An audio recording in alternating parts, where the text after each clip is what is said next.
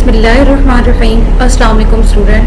Today we will discuss about the chapter number 8 and its second topic is speed of sound in air.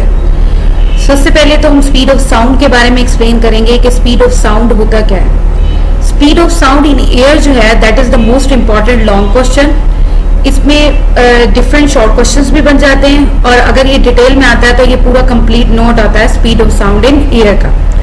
तो हम सबसे पहले explain करेंगे speed of sound in air है क्या. इसका मतलब हवा में आवाज की स्पीड को कैलकुलेट करें. ठीक हो गया. अब इसमें जो क्वेश्चन बनता है first question that is the short question. वो फर्स्ट क्वेश्चन ये बनता है what are the factors on which the speed of sound depend upon.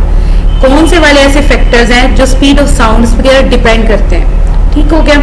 तो speed of sound in air के जो फैक्टर्स हैं they have two factors that is depend upon the speed of sound. इसके दो factors हैं. पहला factor क्या है कंप्रेसिबिलिटी. सेकंड फैक्टर हमारे पास है इनर्शिया. मतलब स्पीड ऑफ साउंड जो है वो डिपेंड करते हैं दो फैक्टर पर. एक तो उसकी कंप्रेसिबिलिटी पर कि मीडियम कितना कंप्रेस होता है. रेसिप्रोकल ऑफ इलास्टिसिटी भी इसे बोला जाता है. इलास्टिसिटी का उल्ट रेसिप्रोकल का मतलब ये हो गया. दूसरा स्पीड ऑफ साउंड जो है वो दूसरा फैक्टर जो है जिस पर डिपेंड करता है वो है इनर्शिया. मतलब मीडियम की डेंसिटी कितनी है उसका इनर्शिया कितना है. तो speed of sound in air जो है या स्पीड ऑफ साउंड जो है वो दो फैक्टर्स पर डिपेंड करता है. एक कंप्रेसिबिलिटी दूसरा इनर्शिया. अगर हमें speed of sound in air हवा में स्पीड ऑफ साउंड को कैलकुलेट करना है तो उसका कैलकुलेट करने का फार्मूला जो ड्राइव किया गया है वो है V is equal to under root E over rho. E यहाँ पर क्या है that is modulus of elasticity या इलास्टिक मॉड्यूलस और रो यहाँ पर क्या है डेंसिटी ऑफ द मीडियम कहलाता है. इस फार्मूले के जरिए हम इजीली किसी भी स्पीड ऑफ साउंड को हवा में इन एयर में कैलकुलेट कर सकते हैं. मतलब speed of sound in air find करने के लिए जो फार्मूला है वो है V is equal to under root elastic modulus या modulus of elasticity divided by rho. ये हमारे पास शॉर्ट क्वेश्चन आता है. नेक्स्ट हमारे पास शॉर्ट क्वेश्चन ही है वो क्या है speed of sound in solid is much greater then in gas. अब क्यों होता है जो स्पीड ऑफ साउंड है वो सॉलिड में ज्यादा होता है एज कंपेयर टू गैस के. वाई ये क्यों होता है कि सॉलिड मैटर की तीन स्टेट्स होती हैं एक सॉलिड एक लिक्विड और एक गैस. हम किसके बारे में कैलकुलेट कर रहे हैं हम सॉलिड और गैस के बारे में स्टडी कर रहे हैं कि स्पीड ऑफ साउंड जो सॉलिड में होता है वो बहुत ज्यादा होता है एज कंपेयर टू गैसेस में. इसकी वजह क्या है तो हम लोगों ने इसकी वजह बतानी है why speed of sound in solid is greater than speed of sound in gas. उसकी एक मेजर रीजन है वो ये है जैसे कि हमने प्रीवियसली चैप्टर में इवन प्रीवियस क्लास में भी डिस्कस किया हुआ है कि जो सॉलिड होता है उसके जो मॉलिक्यूल्स होते हैं इंटर मॉलिक्यूल्स होते हैं they are very close to each other. Solid के मॉलिक्यूल्स बहुत ज्यादा एक दूसरे के करीब होते हैं बहुत ज्यादा जुड़े हुए होते हैं. जबकि अगर हम गैसेस की बात करें गैस की बात करें उसके जो मॉलिक्यूल्स होते हैं वो बहुत ज्यादा दूर दूर होते हैं. वो रैंडमली मूव करते हैं. उनकी क्लोजनेस कम होती है एज कंपेयर टू सॉलिड के. वो बहुत ज्यादा करीब नहीं होते बल्कि रैंडमली मूव कर रहे होते हैं. बेतरतीब उनकी मोशन होती है. दैट्स वाई यही वजह है कि स्पीड ऑफ साउंड जो सॉलिड में होता है वो मच ग्रेटर देन होता है एज कंपेयर टू गैसेस के. ठीक हो गया. एक अगर हम इसको और वे में कहें कि स्पीड ऑफ साउंड जो गैस में है वो स्मॉलर देन होती है सॉलिड में. उसकी वजह यह है कि गैस जो होता है दैट इज मोर कंप्रेसिबल. ये बहुत ज्यादा कंप्रेस होता है एज कंपेयर टू सॉलिड में. तो इसकी एक मेजर रीजन ये भी है यही वजह है कि स्पीड ऑफ साउंड जो है वो ज्यादा होता है सॉलिड में एज कंपेयर टू गैसेस के.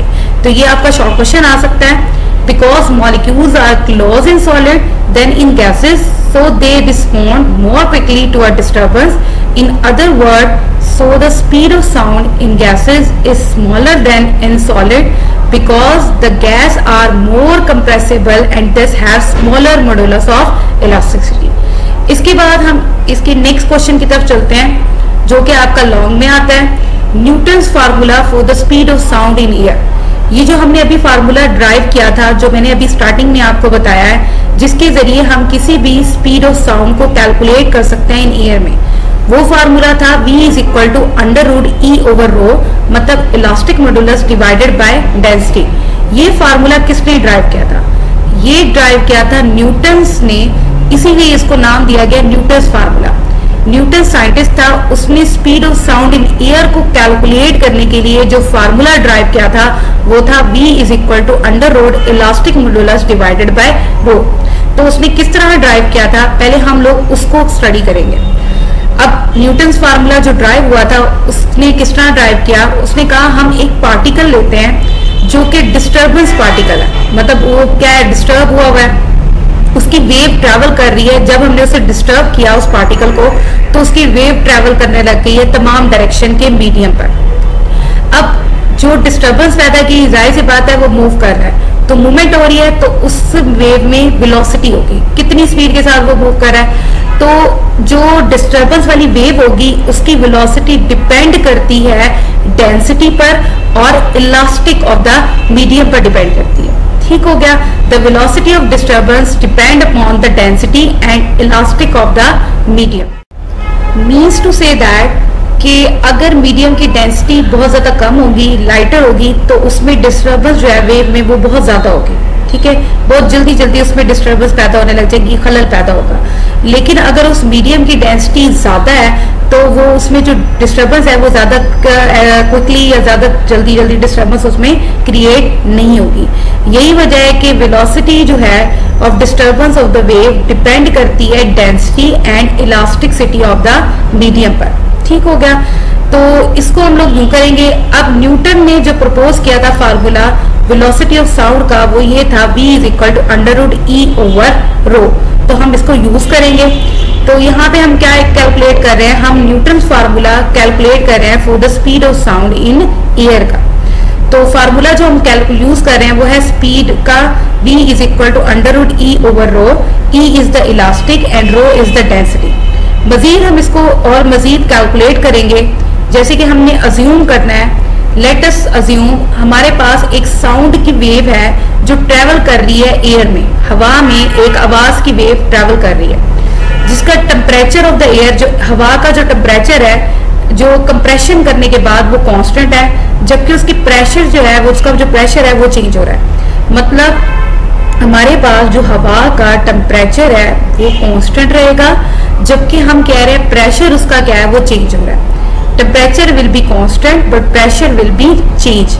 अगर प्रेशर चेंज हो रहा है तो हम प्रेशर को चेंज करने के लिए, चेंज रिप्रेजेंट करने के लिए हम डेल्टा का साइन यूज करते हैं। हमारे पास जो प्रेशर पहले था उसे हमने रिप्रेजेंट किया P से, लेकिन जब हमने प्रेशर कहा कि दे विल बी चेंज हो रहा है तो उसे किससे रिप्रेजेंट किया जाएगा, डेल्टा P से।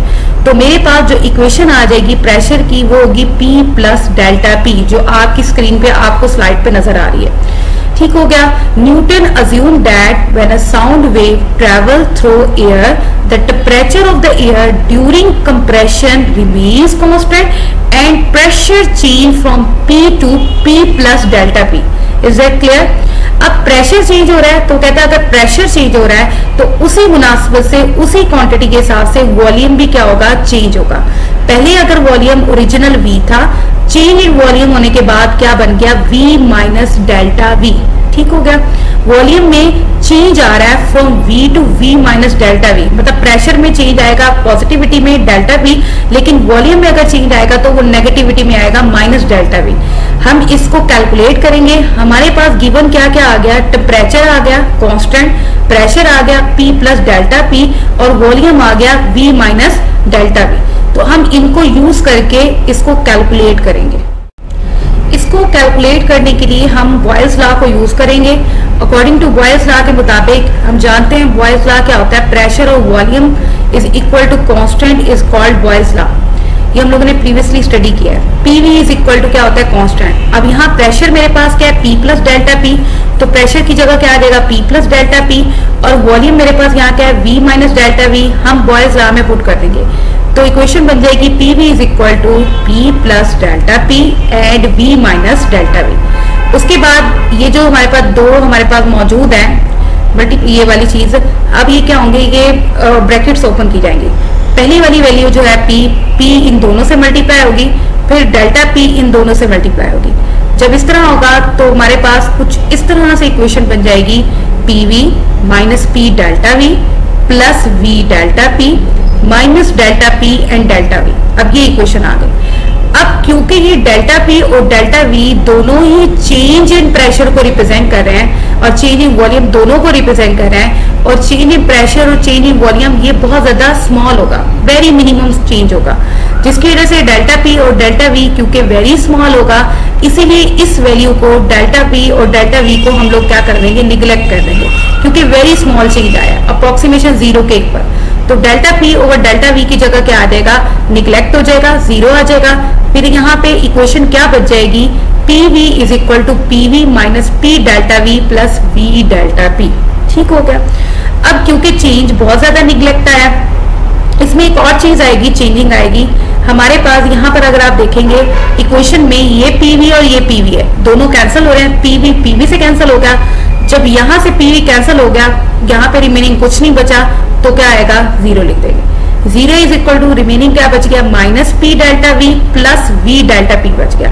ये स्मॉल चेंज की वजह से निगलेक्ट हो गया और ये पीवी पीवी से कैंसिल हो गया। तो इक्वेशन कुछ इस तरह से आ गई। अब हम इस इक्वेशन को सॉल्व करेंगे। इस माइनस पी डेल्टा वी को हम यहाँ ले जाएंगे, तो ये वी डेल्टा पी यहाँ आ जाएगा। ठीक हो गया। उसके बाद यहाँ से p हम लोग ले लेंगे कॉमन और डेल्टा v को बोथ साइड डिवाइड कर देंगे। जब delta v both side divide आ जाएगा तो कुछ इस तरह से इक्वेशन बन जाएगी, p is equal to v delta p over delta v। यहाँ माइनस साइन भी आएगा, आप माइनस साइन यहाँ ना लगाएं तो कोई फर्क नहीं पड़ेगा, माइनस साइन यहाँ पर निगलेक्ट हो सकता है, आप लगा देंगे तो तब भी कोई फर्क नहीं पड़ेगा। तो इक्वेशन हमारे पास कुछ इस तरह से ड्राइव हो गई, p is equal to v delta p over delta v। अब हम जानते हैं ये v है, इस v को हम क्या कर देंगे, हम लोग एक साइड पे, दोनों साइड पे डिवाइड भी कर देते हैं और मल्टीप्लाई भी कर देते हैं। मीन्स हम इसको थोड़ा सा इंटरचेंज करेंगे, एक ही साइड पे हम इसको मल्टीप्लाई भी कर देंगे और डिवाइड भी कर। जब हम इस तरह करेंगे तो हमारे पास जो इक्वेशन बनेगी वो होगी p is equal to delta p over delta v over v। अब यहाँ पर जो डेल्टा पी है ये चेंज इन प्रेशर को रिप्रेजेंट कर रहा है, that is also equal to the stress. Stress क्या होता है, वो भी प्रेशर के इक्वल होता है ना, फोर्स डिवाइडेड बाय एरिया। तो प्रेशर और स्ट्रेस दोनों एक होते हैं। क्या हम इजीली डेल्टा पी को, जो कि प्रेशर को रिप्रेजेंट कर रहा है, हम उसको स्ट्रेस के इक्वल भी कर सकते हैं, मतलब हम उसे स्ट्रेस भी लिख सकते हैं। तो कुछ इस तरह से हमारे पास वैल्यू आ जाएगी।